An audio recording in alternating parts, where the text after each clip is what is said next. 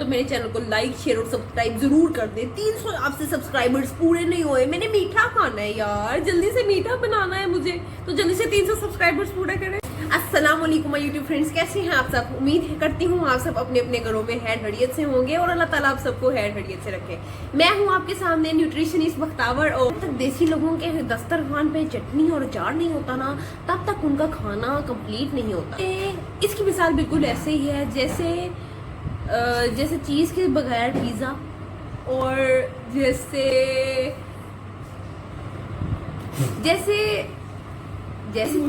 चनों के बगैर समोसे। तो इसलिए अचार और चटनियाँ बहुत ज़रूरी हैं। एक एक करके आपको चटनी बनाना सिखाऊंगी। फिलहाल आपको इमीडिएटली बनाने वाली फालसों वाली चटनी बता रही हूँ। फालसे की चटनी 2 तरीक़ों से बनती है, लेकिन ये जो तरीका है इससे इमीडिएटली बन जाएगी, लेकिन इसका एक नुकसान भी है कि ये सिर्फ 1 या 1.5 दिन के लिए आप फ्रिज में स्टे कर पाती है, इससे ज़्यादा नहीं रहती। तो चलिए देखते हैं इस रेसिपी को।